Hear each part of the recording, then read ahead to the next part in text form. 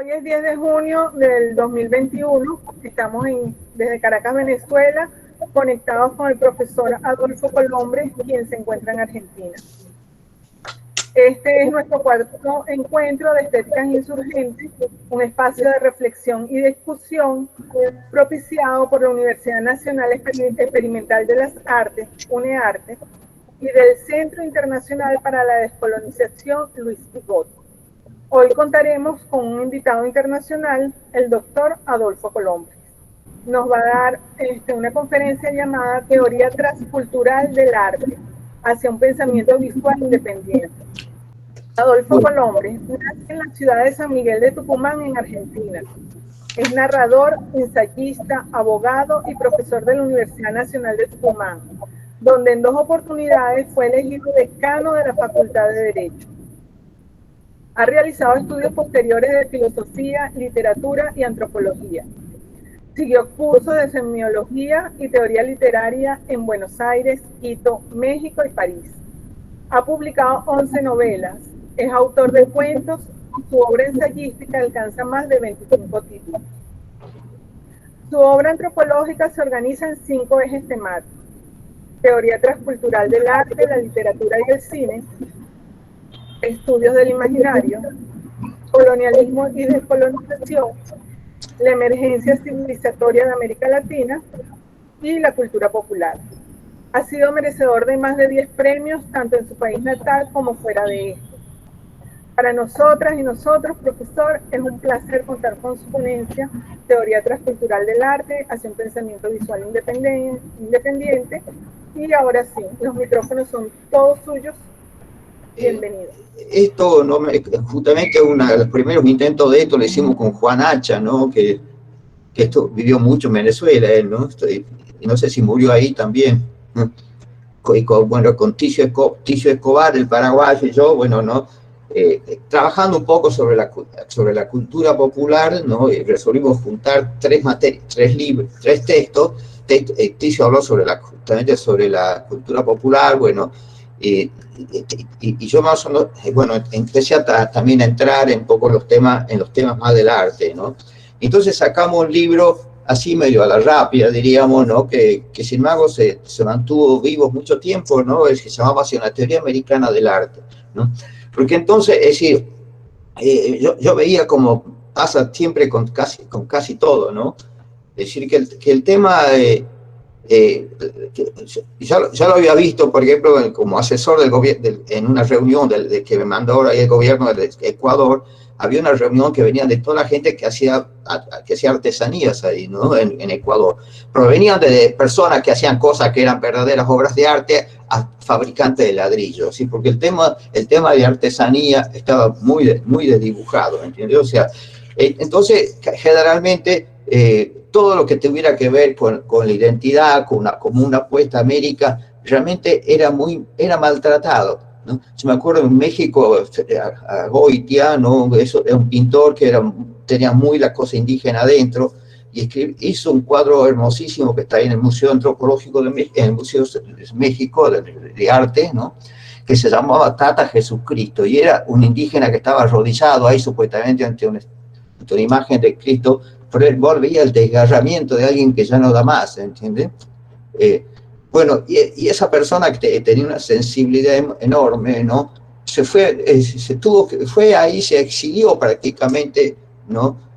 Porque de ver que toda esa línea de trabajo que hablaba justamente sobre lo propio, ¿no? Era descartada, siempre había un colonialismo, y eso, lo mismo totalmente en Argentina pasa lo mismo, ¿entendés? O sea, hay gente que por ejemplo, el caso de Ernie, ¿no? Que había parte que sí se metió con el tema de los mitos, así de mitos de las zonas de las villas miserias, donde está toda la pobreza, etc. Y por el otro hacía cosas que le gustaban mucho a la estética europea. Entonces así se pudo manejar Bernie, y bueno, y logró hacer una muy buena carrera. Pero todos veíamos que diríamos que uno ve en toda América que a los tipos, que a los cipayos, la gente que apuesta, digamos, contra la emergencia civilizatoria de América, todos los emancipadores y ahí nomás lo tienen a Bolívar, no hay que ir muy lejos, cómo murió el pobre Bolívar a los 30 años, hecho pedazos por la tuberculosis, casi sin nadie, huyendo.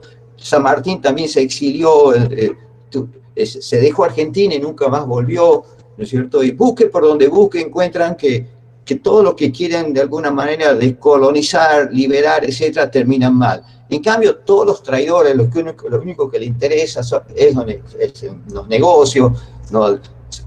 Llenarse de dinero y que hablan y todo lo que dicen es mentira, como vemos prácticamente en Argentina, que es todo pura mentira, ¿no es cierto? O sea, eso les va bien, ¿no? Se llenan de dinero, andan de aquí para allá, etcétera, ¿no? Y todavía quieren dar lecciones de decencia, ¿entiendes? Entonces, bueno, yo creo que todo esto que les digo antes, era, bueno, muy bien, ¿no? Entrando en el tema del arte, yo he trabajado sobre la literatura, tengo un libro, ¿no? que se llama Celebración del lenguaje, es una teoría intercultural de la literatura, que fue el primer trabajo sobre la interculturalidad. Bueno, entonces empecé me fue metiendo de a poco, digamos, en este tema, ¿no? de lo que podríamos llamar porque yo veía, bueno, aquí la estética, digamos, americana, ¿qué pasaba? Toda la obra que tuviera alguna identidad, etcétera, corría el riesgo de ser mandado al cajón desastre, que era el tema de las artesanías, donde se juntaba todo, junto las esculturas con los ladrillos, ¿entiendes? Como pasó en ese congreso celebrado por los mismos artesanos en la Casa de la Cultura Ecuatoriana, ¿entiendes? Bueno, entonces, Ticho empezó a trabajar, hizo un libro muy interesante que se llama La maldición de Nemur. Es el primero y más grande libro, creo, que se ha escrito sobre la estética de un grupo indígena que es del Chaco Boreal, ¿no? En la parte occidental, digamos, y norte de Paraguay, ¿entiendes? Donde está un grupo que se llama los chamacocos, ¿no? Bueno, y eso le dedicó un libro de más de 400 páginas, ¿no? A ver el mito, el rito, ¿no? Y todos los aspectos así de que tenía, ¿no? Que él pudo detectar o registrar, porque se hizo también muy amigo de ellos, les llevaba cosas cuando venía a Asunción y cuando iban, etcétera. No solamente lo iba a estudiar, sino que estuvo mucho con los chamacocos y hizo una obra que casi única, no hay otro libro así que dedique 400 y pico de páginas, formato grande, de papel e ilustración, etcétera, y con muy buena foto a este grupo, ¿no? Que se había dividido en dos partes prácticamente, porque uno se había quedado a la orilla del río Paraguay y estaba colonizado por los curas, por los salesianos, y los otros, ¿no? Que los salesianos, incluso de la fiesta esta de los anápsaros, que es una cuestión hermosísima, ¿no? Los curas le decían cuándo iban a dejarse de embromar con esa fiesta de los payasos, decían, ¿no? Para ellos era un carnaval, una payasada, y es realmente es estremecedora, ¿no? Toda esa reunión de los anápsaros, que, bueno, Ticio no se cansó de investigarla así, y ahora incluso en un libro que acaba de salir de él, aparecen algunos aportes más interesantes, ¿no? Que, bueno, podríamos volver ahí, pero entonces, la cuestión estaba diciendo, ¿no? Es decir, había un mandato, había una teoría del arte, podríamos decir, ¿no es cierto? Porque no hay arte si no hay una teoría del arte, algo que lo respalde y que diga esto es arte. Entonces, que eso era prácticamente los patrones que nos estaban mandando, era prácticamente parecido o por lo parecido a la artesanía. Y por otro lado, era una cuestión, digamos, de gente de pobre imaginación, es decir, se dedicaba al realismo, a pintar a los pobres, que se toda esa pintura que hablaba de nosotros, ¿no es cierto? Y algunos de ellos con una belleza artística impresionante, ¿no? Era descalificado. Entonces, bueno, había que hacer, y eso también es una tarea que tomó el Museo del Barro, ¿no? O sea, por ejemplo, el Museo del Barro, a través de Ticio Escobar, curó muchas exposiciones de América en Europa, ¿no? En Sevilla, etc. En una vez llevó junto lo que presentó una vez en Sevilla, era toda una de las indumentarias de la reunión esta de los anápsaros, ¿no? Que eran todos cubiertos casi con la cuestión de paja, ¿no? Pero lo que tenían, la distinción que tenían arriba era era todo un plumaje, mejor dicho, era así, arreglos plumarios, pero es como decir que tenían una obra de arte en la cabeza, ¿no? Entonces, porque yo creo que es importante hablar también del mito, ¿no? Incluso es el único grupo indígena que yo veo hasta ahora que alcanza a distinguir también el tema que distingue la vía simbólica de la vía analítica, digamos, ¿no? Entonces, incluso le dio un nombre, le dio un nombre, ¿sí? ¿No? Bueno, el tema es que en esta mitología, ¿no? Es decir, había un mundo, un premundo, digamos, que era opaco, es decir, había hombres y mujeres que hacían más o menos las cosas que hacemos nosotros, pero todos decían ellos que se veía como si uno mira un azul a través de la niebla, el azul queda muy desvaído, o el rojo, todos queda muy desvaído, etc. Y querían con esta idea, con esta cuestión de los colores, mostrar cómo, ¿no? Que una cosa yo creo que también es más universal, ¿no? El color como en relación, su vínculo con el sentido del mundo. Entonces esta fiesta, ¿no? Esta celebración las mujeres iban al monte, digamos, a recolección, como hacen siempre, todas juntas van a recoger, y los hombres se van por otro lado a cazar y pescar, ¿entiendes? Que es con esa la base alimenticia, diríamos, ¿no? Bueno, entonces, una vez que las mujeres van, se encuentran con unos extraños que eran tipos, si lo ven, como muy hermosos, llenos de colores, ¿no es cierto? Y que al mismo tiempo tenían belleza y potencia, porque pegaban un grito y caían las aves que venían del cielo, ¿no? Era muy especial. Entonces, las mujeres quedaron al principio pasmadas, ¿no? No salieron huyendo ni nada, ¿no? Y se acercaron, bueno, y la cuestión es que es como que se les entregan a estos anápsaros, ¿no? Es decir, no hay alusiones al hecho sexual, sí que se integran a través de la danza, ¿no? Bailan con ellos, ¿no es cierto? Y se ve que, claro, se involucran mucho en lo que podría ser el nacimiento de la cultura, ¿entiendes? Que es sacar esa venda de brumas, digamos, y que queden, y que las cosas tengan el color que tienen que tener. Entonces, bueno, las mujeres van, ya iban casi 2, 3, 4 días, los anápsaros esperándolos, ¿no? Hasta que un tipo le llama la atención que la mujer se ve más comida que antes, ¿entiendes? Entonces, él solo, sin decirle nada a sus compañeros, la sigue a su mujer, y bueno, y se encuentra con este espectáculo que están bailando con estos extranjeros, qué sé yo, no extrañísimo. Entonces, bueno, vuelve y le cuenta a los otros, ¿no? Y el otro dice, bueno, que van a ir a ver, tiene que decir, uno piensa que generalmente no, en situaciones así, que las mujeres que están ahí, no sé si copulando o por lo menos bailando, lo que sea, con extranjeros y que la están pasando muy bien con ellos. Yo creo que casi muy pocos hombres resistirían la tentación de agarrar las armas que tienen a la mano y salir al ataque, diríamos, para expulsar a esos extranjeros. Pero ellos resuelven ir y mirar, porque no saben si esos extranjeros son poderosos y capaz que los maten a todos, ¿entiendes? Entonces van, miran, ¿no? Vuelven y ahí deciden intentar matarlo o matarlo. Es muy raro encontrar en las mitologías que se hagan matanzas así generalizadas de dioses, casi no hay eso, ¿entiendes? Pero la cuestión es que vienen y los matan a casi todos los anápsaros, digo casi todos porque quedan dos, ¿no? Uno es Nemur, la maldición de Nemur, ¿no? Le voy a mostrar el libro. No, no sé si lo alcanzan a ver bien ahí, este es el libro de Ticio, ¿no? La maldición de Nemur, el tamaño que tiene, bueno, ¿no? Entonces, decían, y van y realmente atacan al grupo y lo matan a casi todo, y que queda Nemur, que era como supuestamente el dios, ¿no? Bueno, aquí se ve también incluso toda la espalda, porque tienen pintura los tipos, ¿no? En la ceremonia, bueno.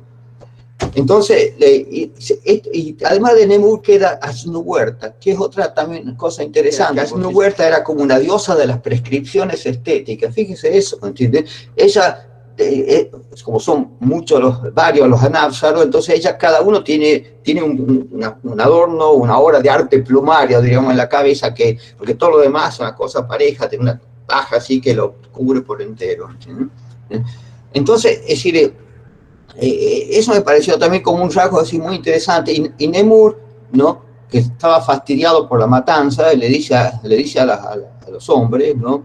De que ellos habían venido a traer el sentido del mundo, ¿no? Y por haberlos matado, y para poder de nuevo mantener, diríamos, la cultura, ¿no? Que le habían traído, y no solo la cultura, era la condición humana también, porque ahí con la cultura salían, digamos, de alguna manera de la naturaleza. Entonces, y se va Nemur. El libro este le dedica parte de Nemur, digamos, ¿no? Que era el dios supremo ahí, pero realmente lo más interesante después es esta figura de Asnuhuerta, ¿no? Bueno, para los que le dicen Nemur antes de irse, ¿no? Es que como lo habían matado a ellos, que habían venido a traer el sentido del mundo, ahora iban a tener que ocuparse ellos mismos, ¿no es cierto?, de mantener o crear ese sentido, ¿no? Entonces ahí es que deciden hacer, como pasa en muchos casos de transición, cuando se, digamos, deja bueno, cuando quieren cambiar el régimen patriarcal al matriarcal, reemplazar al matriarcal por el patriarcal, ¿no? Entonces hay que, digamos, bueno, es decir, eso, es decir, bueno, la Asnuhuerta, ¿no? Que es la que no sé si directamente ella le manda desde algún lugar todos los instructivos, pero bueno, es la que hacen todo eso. Matan a todas las niñas, que es lo que yo decía, que también como eso se cuenta de los Onas, también cuando los Onas pasaron al patriarcado, ¿entiendes? Matan a las niñas, y de hecho matan a las mujeres, quiero decir, y dejan a las niñas, ¿no? Para que cuando crezcan, es decir, ellos van a hacer toda la fiesta y van a asistir, ¿no es cierto?, los hombres que se hayan iniciado, ¿no? Y también las mujeres, digamos, ¿no? Pero las mujeres, por ejemplo, no pueden estar en algunos momentos nada más, después no pueden participar más de la fiesta, y sí, a los muchachos, a los hombres, por ejemplo, los chicos que no han hecho la iniciación pueden estar, pero tienen que mirar al suelo, no taparse los ojos, etcétera, ¿no? Es una cosa que hay un concepto que se ha generalizado en muchos lados del mundo, ¿no? Que en este caso le llaman Woso, ¿no? Que es una energía parecida también a la que había y hay todavía, creo, en los Andes, ¿no? Entonces, a través de esto, ¿no? O sea, se hace toda esta fiesta de los anápsaros, ¿no? Y al final de esa fiesta, ¿no? se juntan todas esas obras de arte plumaria, diríamos, en una gran pelota que le llaman Casco-Huerta, ¿no? Bueno, y ya la revolean, ¿no? A ese momento final donde todo, incluso nadie mira, etcétera, ¿no? Donde evidentemente hay un enorme poder dando vuelta ahí, ¿no? Que puede como fulminar a la gente, sobre todo si esa bola llega a tocar el suelo, ¿no? Podría ser un desastre para la comunidad, etcétera. Bueno, el tema que, es decir, todavía se sigue haciendo esa fiesta de los anápsaros, pero yo creo que en el libro este último que escribió Ticio, ¿no? Yo creo que se dio cuenta que más importante que Nemur, ¿no es cierto?, es Asnuhuerta. Primero, que es la diosa de las prescripciones estéticas, y después en el tema del ritual, ¿no? Ella tiene lo que se llama las hijas, ¿no? Que son, es decir, toda la indumentaria que tiene una cosa muy fuerte, muy expresiva, ¿no? Y su participación en la fiesta es muy escasa, porque se limitan camina ella con sus 5 hijas, digamos, ¿no? Y con pinturas, con cosas, dan una vuelta larga así, ¿no? Cantando, haciendo ruidos más estremecedores, etc. Y después van y desaparecen en el monte, ¿no? Pero ¿qué pasa? Es muy interesante cómo, ¿no? Mezclan el tema de ruidos y silencios, cómo maneja el tema del silencio, ¿sí? Entonces resulta que ellos ya no están, es decir, se vuelven ausentes, diríamos, ¿no? Pero al mismo tiempo hacen la ausencia esa le permite cosas porque la presencia es una cosa que se agota rápido, ¿entendés? En cambio, la ausencia puede ser eterna, ¿entendés? Justamente un libro que tengo que publicar ahora, que se llama Los bajos fondos del arte, ¿no? lo hago sobre 3 ejes grandes, es decir, ¿no? La forma, la sombra y la ausencia. El tema de la ausencia me descalabró prácticamente entero porque no me di cuenta de que todo es ausencia, ¿no? Y de que de alguna manera las presencias, ¿no es cierto?, a veces son un pretexto, ¿no? No un pretexto, sino una forma de mantener viva la ausencia. Usted tiene un amigo que lo ve una vez cada 2 años y viene, la pasa bárbaro, un día, 2, 3 días y después se va y le queda operar otros 2 años más, si no se mueren en el camino, no, para poder estar con ese amigo. Entonces, ¿qué es ese amigo? ¿Es una presencia o es una ausencia? Entonces, si es una ausencia, ¿qué función cumple la presencia? Bueno, mantener en pie la ausencia. ¿Entiendes? Bueno, es un tema largo, lo tomo a través también de cosas relacionadas con el arte, con la literatura, etcétera, ¿no? Pero quería, en este caso, no salirme del todo, ¿no? Entonces, en esta vuelta, digamos que cuando las mujeres se meten en el monte, empiezan, es decir, se genera un silencio muy espeso, y los mismos hombres, y ya en la noche, todo eso, ¿no? Entonces, de pronto hay un grito, inventan montones de sonidos rarísimos, ¿no es cierto? O sea, que a veces les cuesta saber de lo, imitando, pero mal, algunos pájaros, gritos fuertes, como si estuvieran degollando a alguien, qué sé yo, ¿no? Pero se hace ese ruido y se corta, ¿entendés? De modo que el silencio, de alguna manera, no deje de reinar, digamos, ¿no? Porque a la medida que se mantenga ese silencio atravesado de ruidos y de cosas, ¿no? Es decir, va a alcanzar el final, es decir, el ritual, ¿no? Quizá lo más importante, ¿cierto? Lo más importante es que, bueno, el supuesto objetivo, que es una especulación antropológica el tema del matriarcado, del patriarcado al matriarcado, es decir, son construcciones antropológicas, dinámicamente, que no es una construcción antropológica, y de alguna manera en el último libro le dedico unas pocas páginas más, pero que permite, de algún modo desplazan a Nemur por la figura de Aston Huerta, ¿entiendes? A todo esto ya avanza el neoliberalismo, ¿no? Todos los curas le dicen unos se llaman los evitosos y los otros los tomaragos, ¿no? Y los evitosos son los que están a la orilla del río, bueno, y que están todos cristianizados, ¿no? Y los curas dicen, ¿cuándo van a dejarse de embromar con la fiesta de los payasos, esas cosas, ¿no? Y no saben, porque claro, se defienden justamente con eso, ¿no? Con ese ritual impresionante, ¿no? Y además muy lleno de significado, ¿no? Bueno, y también ya están queriendo desalojar, porque no hay lugar de la selva, nadie que no entren dispuestos a arrasar con todos, cientos de miles de hectáreas diarios prácticamente en Brasil, en el norte de Paraguay, en todas partes. ¿Entiendes? Eso es nuestro pobre mundo. Entonces, uno ve eso que le llaman payasos los curas, ¿no? Como de alguna manera a veces tiene mantener ese sueño, ¿no? y esa obra de arte simbólico, diríamos, ¿no? Les cuesta mucho porque por un lado los curas que podrían ayudarlos juegan con eso, ¿no? Juegan en que el hambre, las enfermedades, todo eso tengan que llegar vayan ahí, ¿no es cierto? Pero claro, no pueden pedir nada sin decirles que bueno, que ya no van a hacer más esa fiesta que tanto los molesta, ¿no? Bueno, entonces empezamos con esto, ¿no? Para ahí volvemos, ¿no? Pero si, rebobinando, ¿no? Podemos decir que el hombre, ya con los presocráticos, el hombre empezó a hablarse algunos temas que van a entrar a jugar después en la estética, ¿no? El tema de la verdad, el tema de lo útil, por ejemplo, ya se discutía, ¿no es cierto?, la relación de lo útil con lo bello, ¿no? Entonces Aristóteles, bueno, planteaba, es decir, que de la inmediatez que tiene lo bello frente a lo otro que no se daba así en forma inmediata, ¿no? O sea, ¿no? Es decir, el caso de lo útil, ¿no? Bueno, pero ellos ya discutían también el tema el tema de lo ético, ¿no?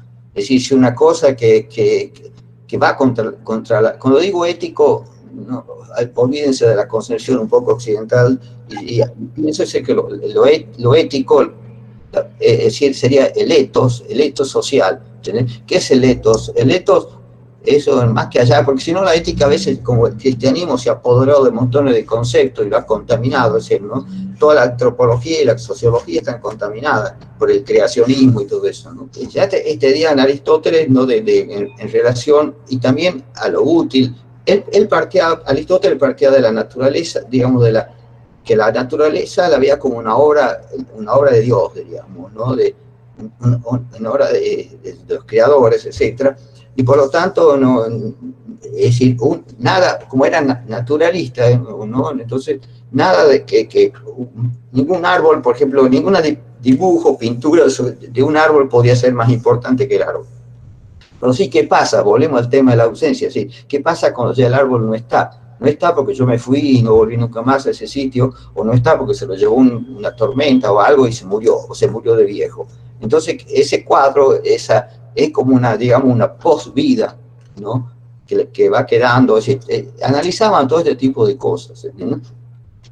Entonces, pero es decir, a pesar de todo, ¿no? También ya como 500, 600 años antes de Cristo, ya comienza ya, es decir, se empieza el tema del logos, ¿no? El logo, por ahí se vuelve también, hay como un logocentrismo, ya que comienza ahí y que se mantiene casi hasta hoy, ¿entiendes? O sea, porque el logocentrismo da lugar a un pensamiento analítico, ¿no? Y analógico, y por otro lado, lo que es la intuición, todavía no hablan del nivel de lo simbólico, ¿entiendes? O sea, pero sí veían el tema de la sensibilidad de la intuición, ¿no? Y de la intuición, en los términos que usaba mucho. Pero ya desde ese momento, ¿no? Ya desde casi tiempos de los presocráticos, y antes de que entraran a la otra fase, entraran a la era cristiana. Entonces, ellos veían ya que la forma de conocer era directamente lo que llamamos razón, ¿no? Hoy en día, bueno, ¿no? Y que las otras formas no se podía llegar a la verdad con el pensamiento simbólico, bueno, que ellos en ese momento no lo llamaban así, ¿no es cierto? Pero, digamos, con toda la obra esta que viene de la sensibilidad, tampoco hablaban de sensibilidad, pero se estaban refiriendo, sí, a los sentimientos, ¿no es cierto? Todas estas construcciones, ¿no? Así afectivas o afectuosas, ¿no es cierto? No eran condenadas, pero sí eran dejadas fuera de la búsqueda de la verdad y de la filosofía, por lo tanto.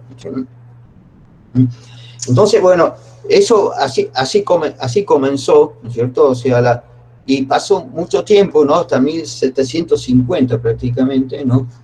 En el cual Baumgarten, ¿no? Que es casi contemporáneo con Kant, o sea, que también intervino ahí a poner una onda negativa, ¿no? Kant a la concepción occidental del arte. Bueno, ¿no? Entonces ahí yo pienso que en todo, ¿no? en todo este tiempo, que va desde los presocráticos hasta el año 1750, ¿no? ¿Qué hizo Occidente? O sea, porque así el tema la relación de lo útil con lo bello, ¿entiendes? O sea, por ejemplo, ¿no?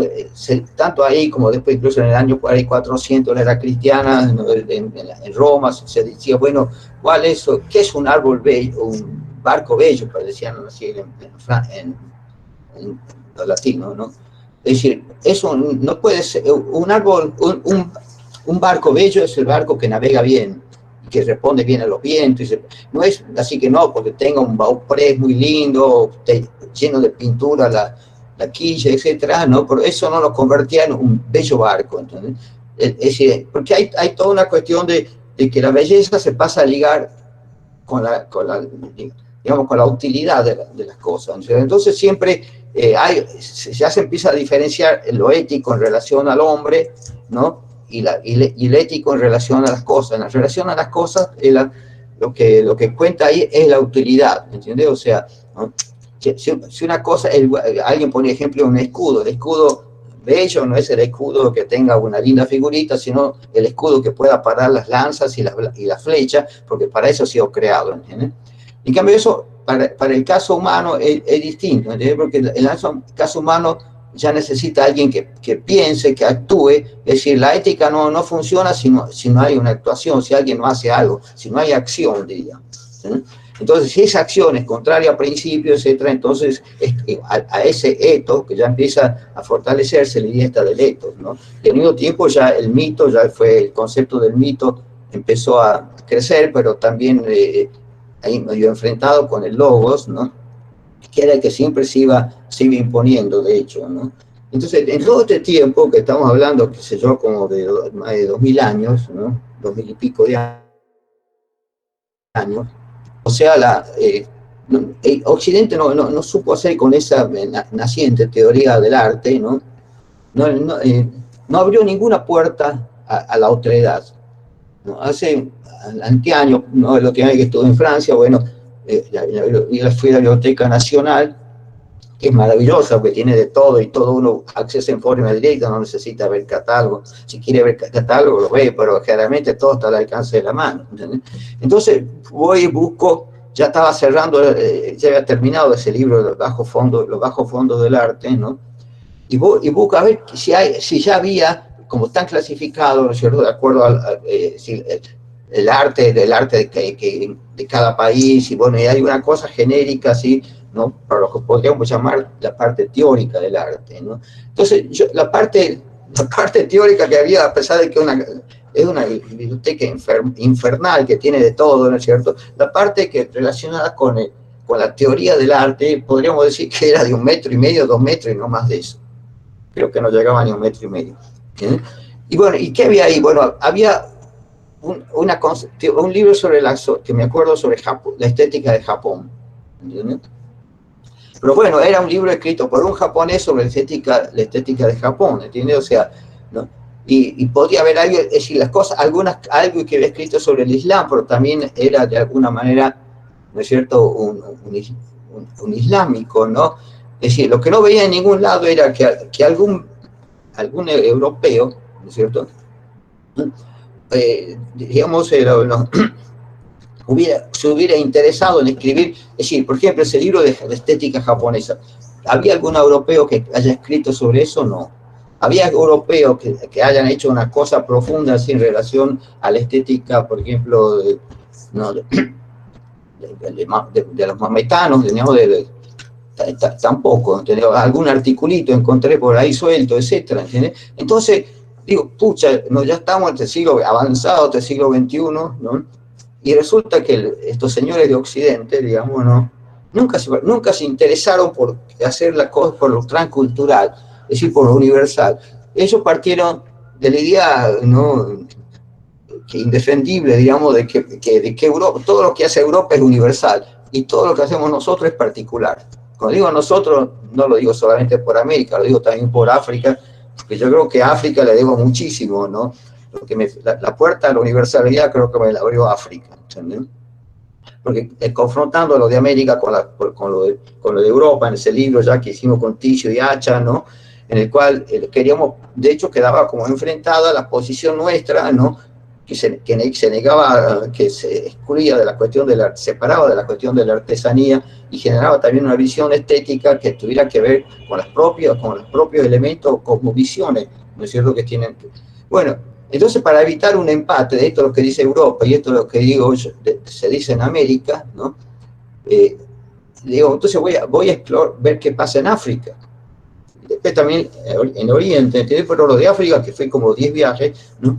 Entonces, eso era impresionante, ¿no? Porque el único, para hacer un poco de justicia, en el año 1934, creo que fue, Marcel Griol, ¿no?, que es el fundador del Museo del Hombre, se juntó un equipo, ¿no?, de personas, entre las cuales estaba este poeta Michel Leiris, ¿no?, y bueno, que lo llevaron como justamente para que se ocupe de la parte filosófica, ¿no?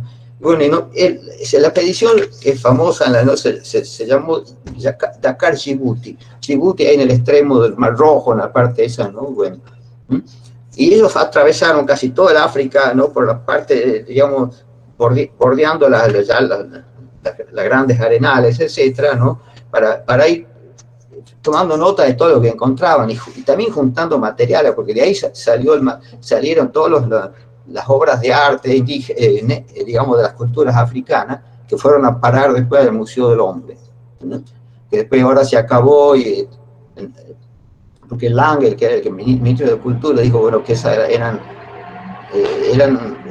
museos del siglo XX, y que ya estábamos en un ciclo, en otro siglo, y que las cosas debían ser, que antes era prácticamente como para mostrar todo lo que habían saqueado, ¿no? Bueno, entonces la cuestión es que llega a Senegal, donde está el pueblo mayoritario de los Wolof, ¿no? Y empieza a trabajar con el lenguaje, ¿no? Con el lenguaje Wolof, ¿no? Entonces, él dice, a ver, y arranca con el tema de la belleza, que es como una de las pilares más importantes de la estética, especialmente a la occidental, ¿no? Y también para nosotros, de alguna manera, ¿no? Y creo que, bueno, que tiene una validez universal, este concepto, ¿no? Bueno, entonces él empieza a preguntar, a ver, pregunta a los hombres, ¿no? ¿Qué es una mujer bella? ¿Entendés? Entonces, supongamos, yo veo aquí en Argentina, y no sé cómo será allá, pero que uno estaba charlando con unos amigotes y pasaba una chica linda por ahí en la otra. Alguien le decía, qué mina, le decía a las mujeres lindas, sobre todo, ¿no? Es decir, quedaban así como, hay una actitud como de admiración a la belleza, pero dicen qué linda, qué sé yo, algún piropo y después siguen hablando las cosas de ella, generalmente de ellos, que es el fútbol y cosas parecidas, ¿no? Entonces le digo, bueno, si vos les preguntabas a un africano, a un Wolof, ¿no? ¿Qué es una mujer bella? ¿No? Ellos no piensan, es decir, lo ven en términos diríamos, no utilitarios, sino, diríamos, es decir, que tienen que ver con el orden más práctico de la vida. Para ellos, por ejemplo, esa mujer que el grupo de chicos podía decir qué linda, ¿no es cierto? Por ahí era una especie de delincuente, ladrona, qué sé yo. Nadie podía asegurarme que la belleza de ella no pueda convivir con el delito, ¿entiendes? En cambio, justamente el Wolof, ¿no? Y eso lo rescató varias raíces para ver incluso las raíces de las palabras, cómo se ramificaban, para poder llegar hacia los detalles. En resumen, una mujer bella es la mujer que me va primero me va a hacer feliz, segundo me va a dar hijos hermosos. ¿Entiendes? Entonces no estaba, el aspecto físico ni siquiera estaba nombrado. No, preguntan aquí en algún argentino, digo, sí, pero diría que tenga buena curva, empezaría por ese lado, ¿no? O si no, algo, qué sé yo, no sé cómo estará ahora, pero cuando yo era así adolescente, toda esa cosa, me acuerdo que prácticamente la identidad de la mujer, ¿no? Estaba en los pechos, ¿cierto? Es decir, ¿no? Como si fuera una vaca, ¿entienden? Entonces, y ahí me acuerdo en una de esas, de todas las manifestaciones que hicieron aquí las mujeres para recuperarse, ¿no? Para tratar de ponerse. Hay una que hizo una cosa que era impresionante, ¿no? Porque se había tapado toda la cara con un velo blanco, así que parecía la de Cristo, ¿no? ¿Cómo se llamaba? La Verónica de Cristo, bueno, ¿no? Y ponía, y se dejaba todos los pechos al aire, ¿entendés? Y la cara tapada, ¿no es cierto? Eso es muy duro y también para la mujer hacer eso, ¿no? Pero era a nivel simbólico, porque las mujeres son campeonas del mundo simbólico, ¿no? Es decir, decía todo, decías, bueno, esto es lo que vos querés, tu vida es para apostás a esto, ¿entendés? Esta es la mujer que vos querés, ¿entendés? Lógica, como diciendo, bueno, ya que para ustedes una mujer es un par de tetas y nada más, ¿entendés? O sea, ¿no? Hay como una especie de reduccionismo, ¿no? Entonces, bueno, en esta lucha justamente para ocupar el lugar que le corresponde, acabar con los femicidios, aquí no se acaba nunca porque todos los días hay una, ¿no? Están demostrando una capacidad de simbólica impresionante, ¿no? Y el mundo, y yo también esto creo que el tema este del simbolismo, de la antropología simbólica, ¿no? Es un tema, yo creo que, bueno, a mí me fascinó ya realmente, ¿no? Y prácticamente con este libro que va a salir hay como un pentateuco de libros, son 5 libros, ¿no? Que tienen que ver con el mundo simbólico. El primero es el Seres Mitológicos Argentinos, bueno, que son 515 seres mitológicos, ¿no? Que 100 de ellos tienen ilustraciones, ¿no? Bueno, y que son muy bellas también las ilustraciones. Entonces esos libros sirven, por ejemplo, esos 515 me sirven para caracterizar un poco cómo es también en el caso argentino, ¿no? Es decir, todas estas concepciones, ¿no? Es decir, porque ahí hablo como tres categorías, ¿no? El nivel horizontal, ¿no? Es importante esto, ¿no? Trabajar con esa cosa medio geométrica, diríamos, de la horizontalidad y la verticalidad, con una mirada antropológica, ¿no?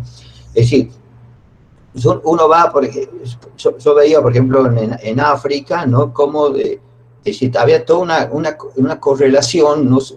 Sí, porque si uno veía lo que es el ballet en Europa, ¿no? Y el clásico sobre todo, y un poco también el moderno, siempre tiene el tema del vuelo, ¿no? Es decir, siempre están como, especialmente el ballet más clásico, siempre saltando, siempre quieren ir hacia arriba. Si analiza uno las danzas indígenas, etcétera, en América, y también las africanas, uno ve la forma en que se paran los hombres así con fuerza, ¿no? Es como si quisieran enterrarse en la tierra, ¿no? Con la fuerza que ponen hacia abajo, ¿entiendes? Y a nadie se le ocurre hacer algún juego así de elevación, de mirar hacia arriba, ¿no? Porque incluso, bueno, tomando la línea horizontal, digamos que puede estar puede haber los ríos, las lagunas y la tierra en sí mismo, los bosques, todo, eso es en la línea, digamos, horizontal. Por ejemplo, en Cuba, ¿no? A mí los orillas no, en ningún momento coquetean con la altura. ¿Entendés? O sea, cuando se termina la fiesta, ¿no es cierto? Es decir, ellos se retiran al bosque y duermen en la ceiba. En Europa hubo también mucho culto al inframundo. En algún momento se llegó a hablar de que tenían como millones de demonios, ¿no es cierto?, registrados, o no sé qué tipo de delirante habrá hecho eso, ¿no es cierto? Pero la obsesión de ellos era el subsuelo, ¿no? En Argentina había solo 11 seres mitológicos que tuvieran que ver, digamos, con el subsuelo. Y no se quedaban mucho ahí salían. En cambio también, en el cielo había 52, ¿no? Pero también la mayor parte de esos dioses no se quedaban ahí, tenían el domicilio en el cielo, pero venían a la tierra, porque aquí estaba la diversión. Se metían en las fiestas, especialmente eso, ¿no? Toda la fiesta para ellos era muy divertido venir. ¿Sí? Entonces eso habla bien, ¿no es cierto? Es decir, en la medida en que las mitologías, digamos, ¿no?, ponen una línea, se mantienen así a nivel de la tierra, ¿no? En esa horizontalidad fraternal, ¿no? Porque uno lo ve especialmente cuando alguno quiere en la India, entonces quiere en la mística de la India, ¿no? Que no es el caso tampoco de las místicas aquí en América, ¿no? Es decir, en Sudamérica, especialmente las místicas son como más humanizadas, ¿sí? No tienen, a diferencia de las otras místicas de la India y también de los místicos cristianos, ¿no? Aquí supongamos, ¿no? Es decir, por ejemplo, los guaraníes, ¿no? Que es un grupo que está casi toda la costa atlántica, ¿no? Bueno, es decir, los guaraníes son en el fondo verdaderos místicos, ¿no? Pero no siempre, digamos, ¿no? Pero, por ejemplo, en la época era muy común que un chamán juntara 10 personas y fueran a buscar la tierra sin mal. Primero, ese paraíso que ya en el segundo libro que escribí sobre los mundos simbólicos se llama justamente Imaginario del Paraíso. O sea, le di la vuelta a todo el mundo mostrando cuáles son las concepciones del paraíso que tienen las culturas. Y yo, digamos, es decir, dime con qué eternidad sueña, ¿no? Y te diré quién eres, podría decir. Porque la gente que no vale nada tenía sueños de mierda, para hablar bien. Por ejemplo, el sueño en Alemania, ¿no? En el caso de Odín, ¿no? Es decir, y de las valquirias. Las valquirias iban a la guerra para elegir a los hombres que llevaría al palacio de Odín, ¿no? Entonces, él como que elige quién va a morir y quién no. Entonces, se levantaba a esos hombres, ¿no? Y los llevaba al palacio de Odín. El palacio era todo rodeado de bosque, pero bosques que no tenían nada de naturaleza, eran todo con piedras preciosas, cosas así, ¿no? Y bueno, venían estos guerreros muertos en combate, ¿no? Así con paso achacoso, como andaban siempre llenos de armaduras, ellos, ¿no? Bueno, y entraban, era un palacio también todo hecho de piedras preciosas, con una puerta muy ancha, y en un gran hall así, al fondo, un gran salón, y al fondo estaba Odín, rodeado de las valquirias. Entonces entraban estos tipos ahí, no sé si conversaban, cambiaban unas pocas palabras, ¿no es cierto? Y bueno, entonces les acercaban una especie de vasito con aguardiente, alguna bebida espirituosa, así que le levantara el ánimo después de los espadazos que le habían pegado, ¿no? Y comían después una cosa muy livianita, porque tenían que levantarse al alba para ponerse de nuevo todas las armaduras, etcétera, y molerse y digamos, pelear hasta que se haga la tarde, hasta el crepúsculo, todo el día machacándose. Los muertos, ya algunos podían quedar muertos o heridos, todos, ¿no? Pero al hacerse la hora del crepúsculo, y como los muertos revivían, los heridos curaban sus heridas, ¿no es cierto? Y entraban así, con paso achacoso, a rendirle pleitesía a Odín, ¿no es cierto? Y a todo esto, las valquirias eran mujeres totalmente impolutas, decían, ni el mismo Odín le había puesto un dedo encima, ¿entendés? Entonces, ¿te imaginas qué imaginario es ese? ¿Entendés? Es un imaginario de un pueblo muy inferior, ¿no? que ni siquiera entiende lo simbólico ni nada, ¿entiendes? O sea, entonces, bueno, en cambio hay algunas cosas por ahí de Oceanía, que no quiero desviarme mucho, pero que eran concepciones que son realmente alucinantes, ¿no? En cuanto a la idea del más allá y de cómo es la vida en el más allá, todo eso, ¿no?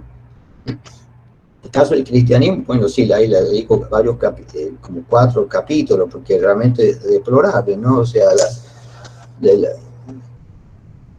la mitología cristiana, especialmente, ¿no? La que tiene que ver con el paraíso, ¿no? Es terrible, ¿no? Porque eso, yo creo que ningún teólogo se dio cuenta, ¿no? De que Dios lo expulsa al hombre del paraíso por haber cumplido con su mandato. Porque el mandato, ¿cuál era, no? Hacer los árboles, las plantas, los animales, y todo eso era para que el hombre tuviera que comer y se divirtiera, etcétera, ¿no? Al final de la creación del hombre, ¿y cuál era la característica principal del hombre para tener ese privilegio, ¿cierto?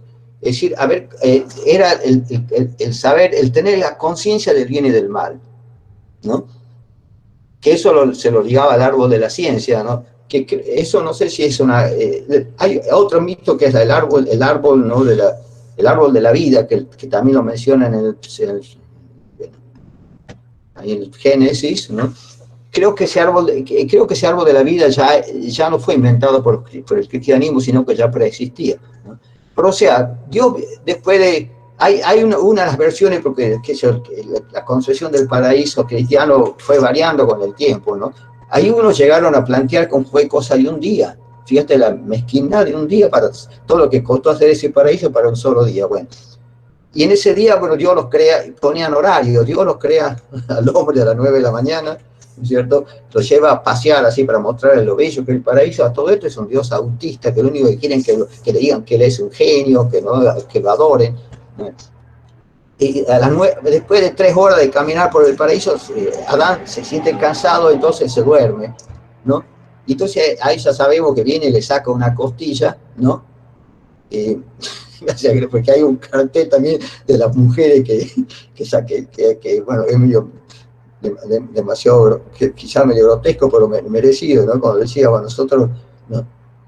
Y nosotros no, le decían como referido a los hombres, dice, nosotros no salimos de tus costillas, dice, pero sí vos saliste de nuestro coño, dice. Bueno, entonces la cuestión es, Dios, por haber comido del árbol de la ciencia, del bien y del mal, ¿no? Y también señala el Génesis, Dios pensaba que iba a comer también del árbol de la vida y se iba a volver tan inmortales como él. ¿Qué padre es ese que quiere que su hijo sea mortal? ¿No es cierto? Yo creo que hasta el padre más degenerado quiere que el hijo dure más que él, ya que yo hago tanto mal para dedicarte a hacer el bien. Entonces eso, pero ni siquiera en el mismo día, al atardecer, entonces manda al arcángel Gabriel que lo saque volando y que nadie más, es decir, queda cerrado para toda la especie humana. La mujer tiene que parir, como lo que ya saben, ¿no? Parir con dolor, tiene que trabajar para comer, toda la vida va a ser difícil, etcétera, por ese gran pecado. El gran pecado que ha sido adelantarse 1 hora quizás al objetivo de la creación del hombre, que era el manejo de la ciencia del bien y del mal.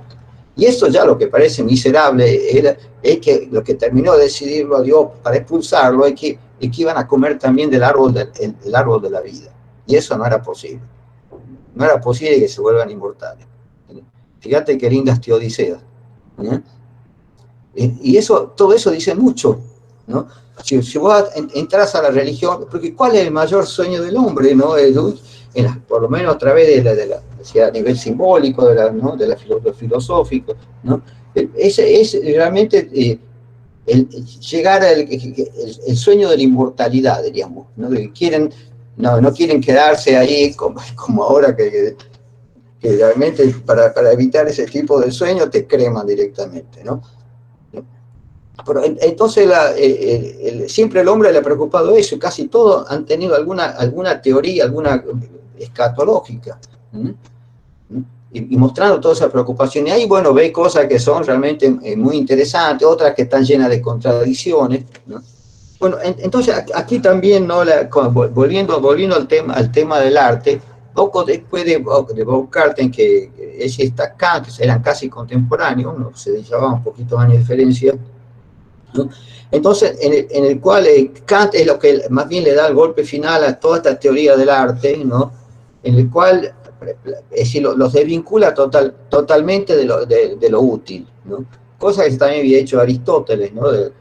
Hablando de que, bueno, que lo útil implicaba un medio para un fin, en cambio la belleza, etcétera, ¿no? Era directa, digamos, no hay nada que, no necesitaba un aparato para detectar la belleza, ¿no? Entonces, bueno, entonces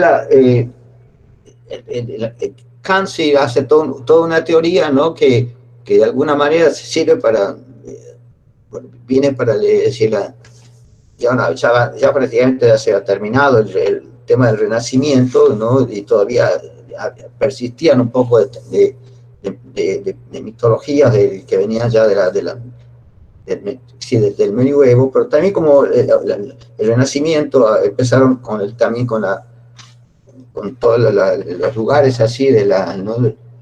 donde se enseñan la gran escuela del arte, ¿no? Que también llegaron a América, a México, bueno, y en todo esto, bueno, siempre de alguna manera, ¿no? Lo que seguía más o menos predominando, y se hizo cargo esa estética, ¿no es cierto?, de tratar de excluir todo. Gautier, por ejemplo, que ya poco después, en el siglo pasado, llegó a decir que toda cosa que sirve para algo, ¿no es cierto?, deja de ser arte. Pero el problema es entre lo exclusivo y lo subordinado, diríamos, ¿no? En lo cual, o sea, Rufkin también escribió sobre eso, ¿no? Sobre que si las cosas que son bellas pueden servir para algo o no, para otra cosa, digamos, ¿no? De hecho, ¿no? Todo el elitismo, ¿no? Europeo, ¿no?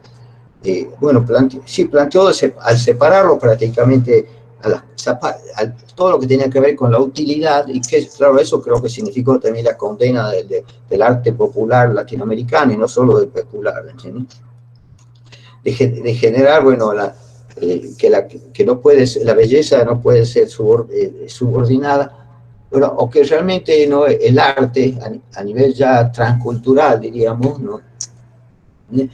Es decir, muestra yo digo que la belleza, ¿no? Lo bello, no es un soldado que anda luchando buscando su libertad, ¿no es cierto?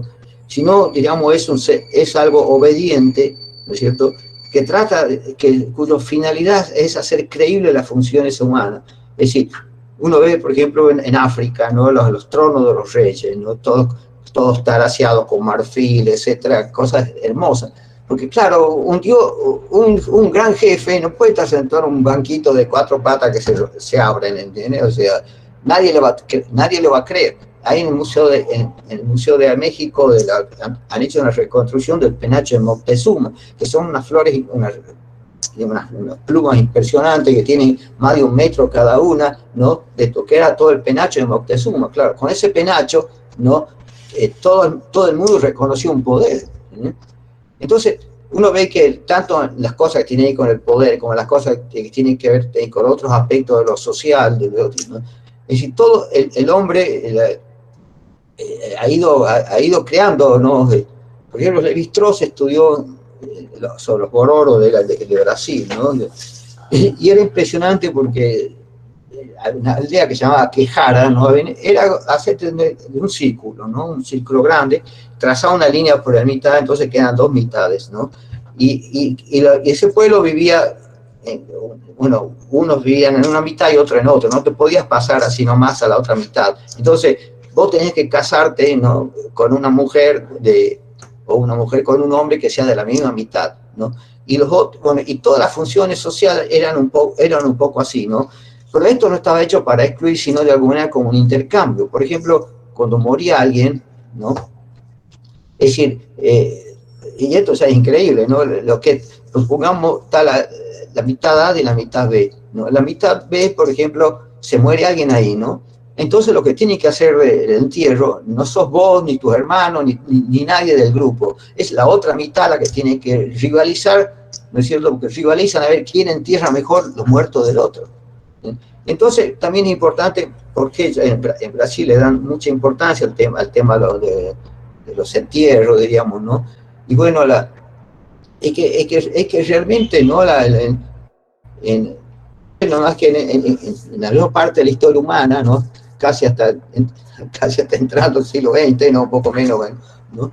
Es decir, por ejemplo, ¿quiénes dejaban una imagen? O sea, cuando la fotografía ya empezó hace no tantos años, ¿entiendes? O sea, las pinturas solamente algún rico, alguna cosa podía, ¿no es cierto? Así llamar a un pintor y que lo pinte, ¿no? A mi abuela le habían hecho, llamaron no sé quién, un cuadro enorme que tuvo que regalarlo al museo porque no entraba en ninguna parte, ¿no? Pero era muy poco lo que podían hacer eso, ¿entiendes? Entonces, cuando uno se casa, es un jolgorio porque a esa persona que de la aldea que se casó, la vas a ver casi todos los días y puede ser que 20, 30 años la estés viendo hasta que se muera alguno o se vayan, qué sé yo. En cambio, el tema del sepulcro, ¿no? Era muy fuerte, porque supongamos se moría alguien que ha sido muy querido por la comunidad, ¿no? O una mujer muy bella, etcétera, ¿no? Entonces, vos sabés que cuando, bueno, antes de llegar al final del entierro, entonces ¿en qué consistía el homenaje que tienen que hacerles en la mitad A, la mitad B? Salían todos los varones, ¿no? Al monte a buscar, bueno, tratando de cazar pájaros con plumas y buscar flores, todas cosas que ellos vieran como hermosas, ¿no? Para armar con eso, le llamaban el mori, ¿no?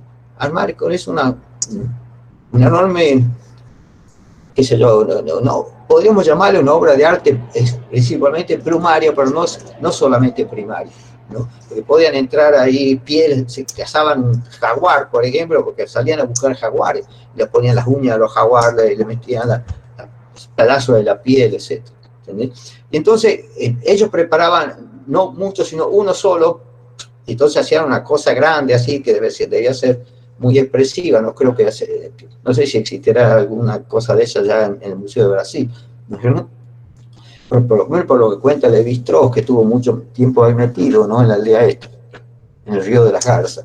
Bueno, la cuestión entonces que viene con ellos vienen y le hacen la ofrenda del mori a la otra mitad. Entonces, ellos esa ofrenda la ponen junto al muerto, ¿no? A un tiempo más, pues ya yo creo que ya no podía tampoco aguantar tanto tiempo sin podrirse, ¿no? Son lugares calientes, bueno. Entonces, de inmediato sería el entierro y lo enterraban con ese mori, digamos, ¿no? Con esa obra de arte, ¿no? Entonces, fíjense toda esta especie de estetización de la muerte, ¿no? En la cual siempre la muerte, ¿no? Es decir, por ser luctuosa, por generar dolor, etcétera, uno la deja un poco de lado desde el punto de vista del ritual, ¿entendés? Pero realmente no ahí hay una cuestión que es muy, muy seria, ¿no? Es decir, la aldea pierde algo importante. Hay un ser que entregó toda la vida a ellos, ¿no es cierto? Y se murió. Y que va a desaparecer por completo para siempre, para toda la historia de la humanidad. Porque nunca más esos muertos, ¿no? para poder asomarse a ningún lado. ¿Entendés? Entonces, eso es de alguna manera, más que un llanto por el llanto, es una despedida, ¿entendés? Un ritual de despedida, es decir, que cambia, es un hueco, así como que también cuando nace un niño, también es algo positivo para la comunidad, ¿no? Pero yo pensé, bueno, que los rituales fúnebres, ¿no? Tendría que ser, bueno, ahora ya es distinto, porque ahora todo el mundo tiene cámaras y hay cualquier persona tiene 500 o tiene 1000 fotos que le han hecho y que tiene ahí su álbum, qué sé yo. Entonces hay una super documentación que ya no se justifica eso, ¿no entiendes? Porque yo tengo la foto de mis padres por ahí, etcétera, no, ya no necesito más, ¿entiendes? En cambio, en ese momento, cuando echaba la tierra sobre el cuerpo, ¿no? Ya estaba desapareciendo para toda la eternidad. La imagen, no quedaba ninguna imagen de eso. Estamos trabajando en algo una especie que ahí podríamos ver de integrarlo también a Venezuela, ¿no? De una especie de multi... Nosotros, bueno, hicimos varios foros, ya el segundo foro sobre las sabidurías ancestrales fue en el año 78, aquí estamos con la orquesta de Leontref, que es impresionante esa orquesta, ¿no? Creo que es la más importante del mundo, así como orquesta universitaria que tiene dedicada a toda la música precolombina y actual, etcétera, ¿no? Bueno, queremos, ahí sacamos una declaración sobre las sabidurías ancestrales, ¿no? Porque vimos que, es decir, meterme en eso me hizo ver cosas que parecen que están a la vista, pero sin embargo parecía que nadie la vio. Por ejemplo, ustedes no pensaron alguna vez, ¿no es cierto?, que todo el pensamiento occidental es un pensamiento nominativo. O sea, de que toda verdad, toda palabra, todo concepto, si no viene con el apellido de Kant o de quien sea, ¿no es cierto?, no tiene validez. Yo veo a veces que evito mesas examinadoras de doctorado, cosas por el estilo, ¿no? Que si no, ¿no? ¿Qué pasa? Que si no citaban que si citaban a una persona desconocida o no habían leído el autor de moda, el que sí se puso de moda y sacó algunos libros y los diarios lo comentaron, tienen que estar al día con todo. Entonces, no se habla, no importa mucho el pensamiento, sino quién lo dice, ¿cierto? Entonces, en cambio uno va a los indígenas, va a los guaraníes, a veces son verdaderos filósofos los tipos, ¿no? Pero diríamos, no se convierten en ninguna verdad, arrastra un nombre de persona humana. Imagino a la India en todos los lugares, ni siquiera quieren posar de intérprete de ese corpus, ¿no? de saberes, etcétera, ¿no? Que simplemente lo dicen, saben que invocan a los ancestros, a la gente que está antes, ¿no? Entonces, veo como una diferencia muy grande en todo esto, ¿no? Y bueno, la idea esta de multiversidad, que no está hecha contra la universidad, pero sí diferente, ¿no? En el sentido de que, por ejemplo, el que juró como vicepresidente de Bolivia, ¿no? Hizo una cosa parecida, creo, porque su discurso fue como de media hora o 40 minutos, ¿no? Chaquehuanca, ese tipo, ¿no? Él no nombró ni siquiera al partido político, no nombró a ninguna persona. Y lo que usó muchas palabras en quechua, eran palabras que quizás, ¿no es cierto? A veces yo digo que hay que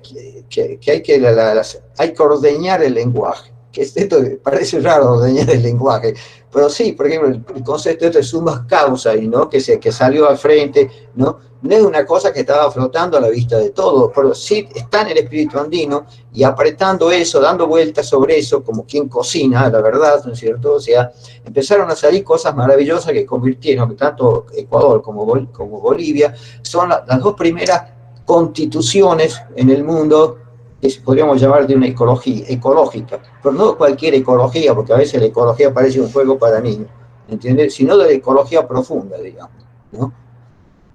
Entonces, eso fue un aporte al mundo entero que vino de la civilización andina, que arranca en el noroeste argentino, del que yo pertenezco, y termina ahí termina en Venezuela, que era la cuna del Libertador, ¿no? Entonces, esto queremos ponerlo en marcha en la segunda mitad yo tengo un grupo de gente joven que me apoya, o a los que doy apoyo también. Estamos haciendo haciendo una obra sobre el Popol Vuh, ¿no? Que es la única Biblia que hay en América, no hecha por los quichés de Guatemala, ¿no?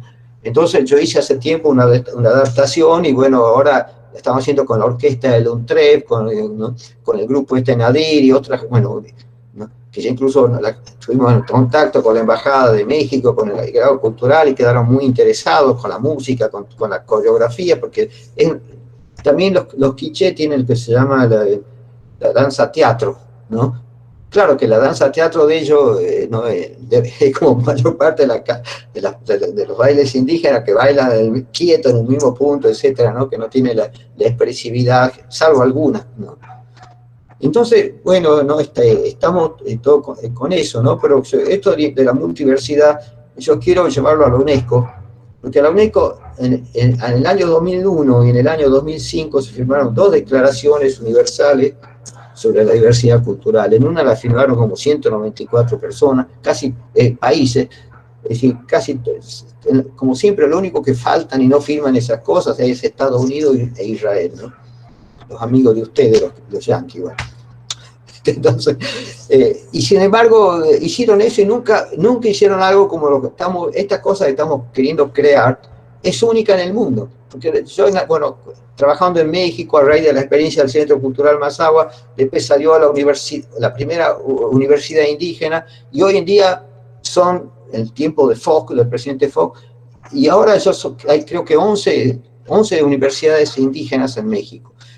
La primera, que es donde nosotros teníamos el Centro Cultural Mazahua, trabaja con 4 lenguas indígenas, y hace folletos, todo eso. Entonces, una universidad indígena es prácticamente pasar a un lenguaje, al lenguaje español, diríamos en el caso de México, cosas que están en otro lenguaje, etcétera, que implican un poco una traducción, y cómo hacer que el tipo haga una carrera, pueda hacer más o menos seguir una carrera o lo que sea, como estudiando tal vez en su propia lengua, ¿no? Cumpliendo las obligaciones educativas con tu propia lengua. Es muy bonito todo eso, pero no, estamos en el mismo punto, ¿entendés? A donde no hay ninguna institución en el mundo que sea para cultivar esos saberes. Entonces, además, nosotros le queremos dar un anclaje civilizatorio, ¿no? En el sentido de que no cualquiera pueda entrar en eso. Es decir, hay un área andina que es muy extensa, que arranca del norte de Chile, del noroeste argentino, y llega, tengo que ver bien el mapa de Venezuela, a ver hasta dónde llega, ¿no es cierto? Pero de alguna manera está la parte andina, donde también Bolívar sufría muchas veces atravesando esa zona, ¿no? Que ahí más o menos terminaría la parte del Icario, digamos, ¿no? Esta civilización. Esta civilización que ya por lo pronto hizo estos 2 aportes, ¿no? Que van a ser cada vez más importantes, porque todo el mundo está entendiendo que este mundo se acaba si no le dan bola a ese tipo de cosas, ¿entiendes? Bueno, no sé qué quieren que preguntar, si prefieren preguntar algo. Primero, muy agradecidos y agradecida enormemente por su participación, que fue muy, pero muy enriquecedora.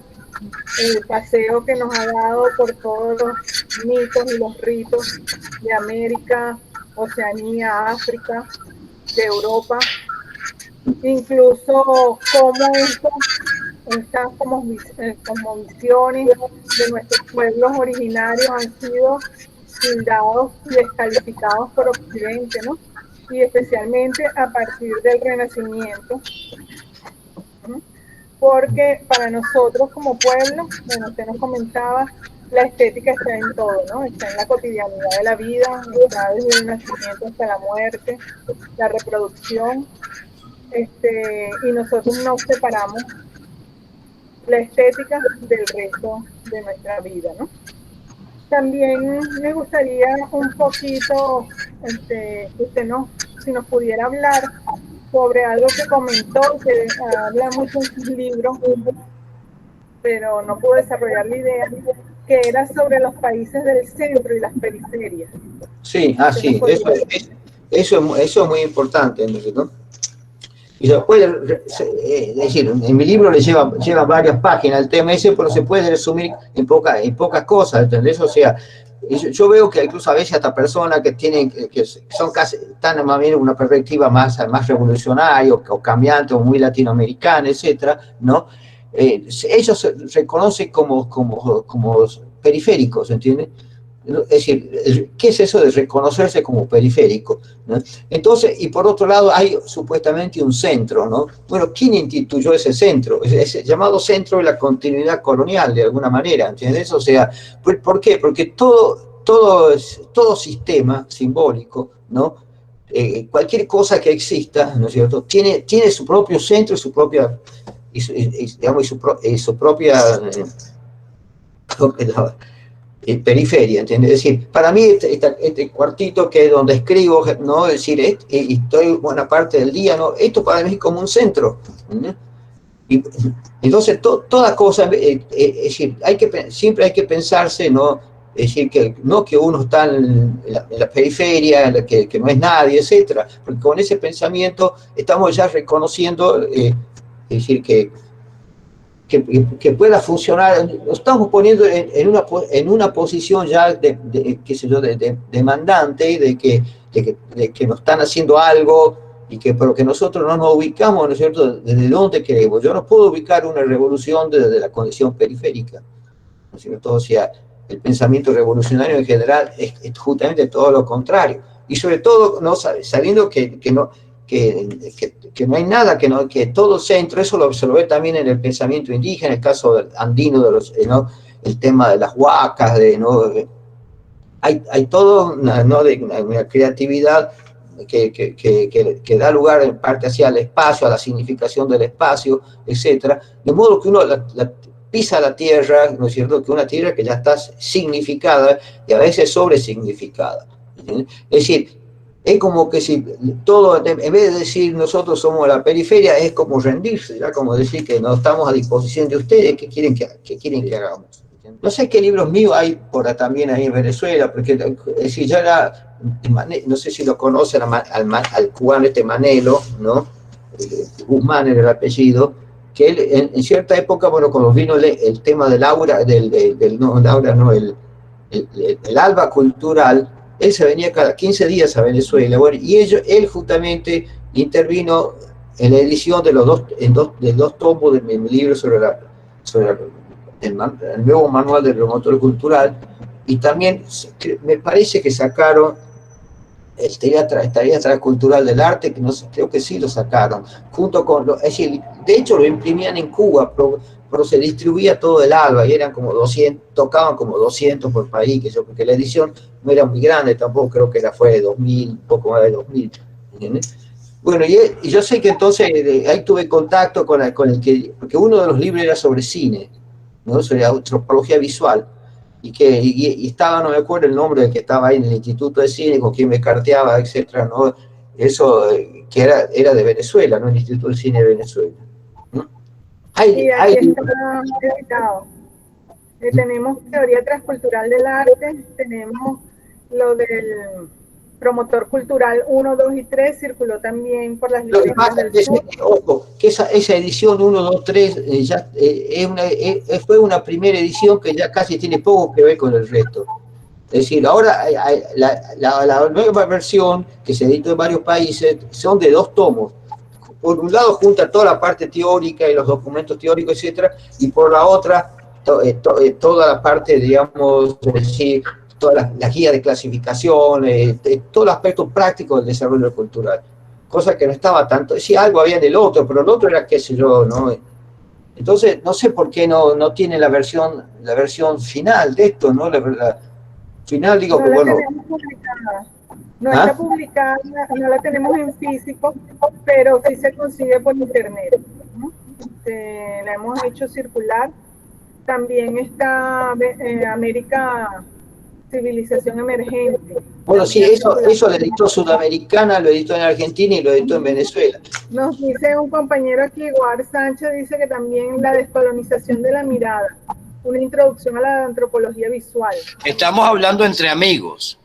Sí. Entre amigos, entre camaradas y entre gente que cree que hay una posibilidad de que exista un mundo mejor para los oprimidos y para los pobres y para nosotros que somos la gente que ha sufrido durante 500 años de modernidad y de colonialidad en este hemisferio y en este mundo, pero que estamos dispuestos desde hace 500 años también a revertir esta situación, ¿verdad? Y a ser dueños otra vez de nuestro destino. También quería decirles que tuvimos conexión con personas de México, Colombia, Argentina, Italia y Venezuela. Yo soy Rosairaima Zulbarán, soy parte del equipo de trabajo de la UNEARTE, pero quería resaltar que yo vivo en la ciudad de Mérida, que es la ciudad andina por excelencia de aquí de Venezuela, y me llamó mucho la atención, si me puede explicar un poco mejor sobre el proyecto que están llevando sobre las culturas andinas, porque bueno, yo tengo unos estudios en antropología cultural de doctorado, aunque mi especialidad o mi formación es en musicología. Sin embargo, yo formo parte de un grupo que se llama Red de Antropologías del Sur, que estamos conformados por diferentes investigadores, pues que incluso hay algunos argentinos, o sea, hay personas de toda América Latina. No tenemos mucho tiempo, como 4 años o 5 años de habernos conformado, y pues me interesó esa mención que hizo sobre ese trabajo de la parte andina, porque bueno, yo soy de aquí de Mérida y nuestro campo de investigación, o mi campo de investigación, es justamente la parte de las artes tradicionales aquí en los Andes. Bueno, le explico, ¿no? Sí, bueno, que la idea nuestra es de que cada país exista por lo menos un ser como una empresa, ni siquiera, no, tenemos ya ahí por ahí para usar como una fundación, etcétera, pero es digamos, como para nada más tener alguna base jurídica. Pero la idea es de que cada país, por lo menos, incluido Venezuela, ¿no? Tuviera, es decir, se hiciera estos centros más o menos con los mismos principios teóricos que están en la declaración esa, y después lo van a ver. Estamos haciendo, ya casi tendría que haberlo terminado estos días, porque tengo un seminario que está volviendo loco ahí con la Universidad de Tucumán, ¿no? Para que, en el cual son 20 puntos, que no sé si por ahí es un poquito más, pero se trata de poner prácticamente toda la idea esta, ¿no? Explicar, y bueno, y después está esta declaración que ya es 2 años atrás, pero sí ahí se pone bien la justificación teórica, diríamos, de qué pasa con el tema de las sabidurías ancestrales. Entonces, a la UNESCO quiero ir con el director, que es un tipo muy conocido en el mundo, el director de la orquesta de la UNTREF, ¿no? Y que estamos haciendo también con ellos la parte de la puesta del Popol Vuh, ¿no? Entonces, porque ellos no puede ser que no hayan destinado presupuesto, no hayan hecho nada por el tema de la diversidad cultural. ¿Te parece que es un tema que vale poco? ¿Qué es eso de hacer declaraciones y no hacer nada después? Molestar a montones de gente, que 194 países que tuvieron que firmar, o sea, lo que es eso a nivel burocrático, ¿entendés? Y entonces quiero ir con la gente esta de la UNTREF, ¿no? Con este director especialmente de la orquesta que es famoso, ¿no? A pedirle cuenta a la UNESCO y decir, bueno, ustedes tendrían que apoyar estos proyectos para que, ¿no es cierto?, las sabidurías ancestrales, así como hay miles de universidades, que por lo menos tengamos, qué sé yo, unas cuantas multiversidades que no están en contra de la universidad, pero sí quieren tomar las cosas en sus manos y que nadie piense por ellos. Es decir, no hay ninguna ambición detrás de esto, ¿no? Para mí, ya hemos hecho hace varios años atrás con las personas de Cochabamba, ¿no? Hablamos con el Foro Social Mundial, ¿no? Y les pedimos autorización por usar el nombre de Foro Social Mundial para hacer un encuentro referido a las sabidurías ancestrales. Nos dijeron que sí, y lo hicimos, ¿no es cierto? Vinieron gente hasta de la India, ¿no? Me acuerdo, un médico que vivía, no sé, colombiano, que vivía en Estados Unidos, pero tenía todas unas teorías en relación al SIDA, que estaba en ese momento, ¿no? Y era todo medio revolucionario, las cosas que yo me comía ahí como 4 horas hablando del tema del SIDA, bueno, no hablando yo, escuchando, ¿no? Y sacaron una revista muy interesante, donde también escribía Chomsky, así, cosas así, ¿no?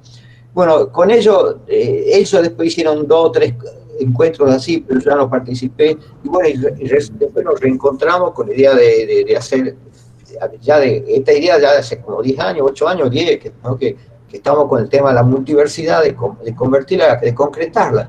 Pero directamente no va a ser una cosa compleja, porque lanzaríamos con una, y por ahí alguno de ustedes se puede sumar, porque aprovechando esta onda virtual, ¿no? Queremos buscar gente así más o menos importantes, ¿no? Y también, sobre todo, sabios indígenas o sabios populares, ¿no? Que ir alternando, gente que sabemos que intelectual, que están en favor de toda nuestra América, etcétera, y con indígenas, porque los indígenas o los sectores populares mismos. Joana Cadena dice, ¿qué opina usted de abandonar el concepto de estética por occidental, colonial, patriarcal, moderno, romántico, creador de plusvalía ideológica, clave para la alienación de las subjetividades? Que desarmando todo esa vieja cantidad, esa gran cantidad, digamos, de categorías y de cosas, ¿no? Bueno, al final del libro Teoría Transcultural del Arte, es decir, es en vez de hacer una teoría única, digamos, se da una serie de elementos o de opciones que se pueden hacer en un terreno y en el otro, ¿no? De modo que cada uno vaya construyendo su teoría del arte. Toda cosa que dice esto es arte necesita una teoría que lo justifique y que lo explique, que lo funde, digamos, ¿no? que lo sustente, que sobre qué base se sustenta. Entonces, no quiero las bases tradicionales, yo hago mis bases, pero tenés que tener tu teoría. Ahora, supongamos con esto de las sabidurías ancestrales, ¿no? Lógicamente tengo que tener una teoría sobre eso, no puedo entrar ahí como que sí. Entonces, lo primero fue justamente profundizar en esa teoría de las sabidurías ancestrales, y saltaron cosas que no me imagino en ningún momento, ¿no? Como pequeños descubrimientos, qué sé yo, como por ejemplo, de ver que todo el pensamiento occidental es un pensamiento nominalista. Solamente, digamos, agradecerte, decirte que ha sido un honor escucharte. Estaba revisando ahorita las declaraciones. Y quería a veces preguntar un poco por qué vas a UNESCO, o sea, la declaración de descolonización y el grito de descolonización que aparece en la declaración que acabo de leer ahorita, más bien habla de algo que como que deberíamos desprendernos, ¿no? O sea, decías ahorita en la idea de centro y periferia, que cada quien es su propio centro, y sería muy importante que habláramos desde nuestro propio centro, dándonos sí cosas que reclamar a los demás, pero también maneras de poderle dar vida a esa idea de universidad que recoge todas las diversidades nuestras. Aquí en Venezuela tenemos una universidad indígena de Venezuela. Ahorita vamos a tratar de contactarnos bien con ellos para ponerlos en contacto también contigo. Y esa universidad indígena, por cierto, no es una universidad que traduce conocimientos ni que habla en otro idioma, sino que habla en la variedad de los 40 y tantos idiomas de Venezuela. No occidentaliza, sino que más bien trata de afirmar los saberes y generar una interculturalidad entre los distintos pueblos nuestros. Hay muchas cosas que hacer. Y bueno, ahí yo creo que debemos ponernos bien pegados de socios, de amigos, de gente que trabaja junta y que camina junta por nuestra América. Un gusto escucharte, Adolfo. Hablo de la UNESCO, estoy hablando así, no porque creo que ellos vayan a solucionar mucho, pero es decir, es una manera de entrar también a nivel internacional y de poder instalar esto con otras instituciones, de modo que no lo tengan que hacerse con 3 pesos, ¿no? Que tengamos, sino porque que en Bolivia van a vivir de seminarios breves, ¿no? Pero que eso en la primera etapa. Después queremos ver cómo queremos hacer también centro de documentación. Ya de alguna manera hay una buena biblioteca, centro de documentación, ¿no? Que hay que ordenar eso. Bueno, hay mucho trabajo que hacer, ¿no? Y también la idea era así, generar un modelo que otros lo puedan replicar, más o menos, ayudarlo a replicar. Maestro Colombres, muchísimas gracias por estar aquí, por estar presente, y en nombre de muchos jóvenes venezolanos que lo leemos con fervor, porque desde muchas aulas, tanto de la Universidad Nacional Experimental de las Artes, de la Universidad Central de Venezuela, muchísimos, como Gloria Martín, que nos marcó muchísimo en el debate, sus lecturas, como Ticio Escobar, como Juan Hacha, su persona, han sido lecturas fundamentales. Y bueno, desde acá de Venezuela le acompañamos y le requerimos, ¿no?, sumar su voz y su presencia al debate, porque muchos de los jóvenes seguimos en la insurgencia, en la resistencia con lo transcultural, con las imposiciones de la hegemonía cultural. Hemos estado encantados y encantadas con su ponencia, con todas sus reflexiones. Como siempre, nos deja muchas preguntas.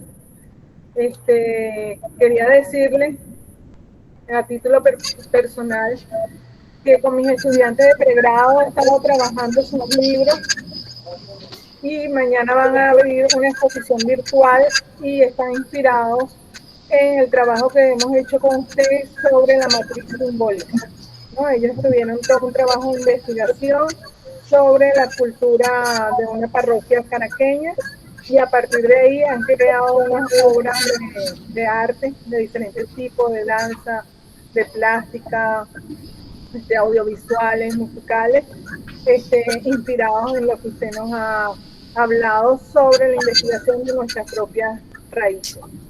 Entonces, bueno, quería despedirlo y reiterarle el agradecimiento por haber estado con nosotros esta parte de su tiempo.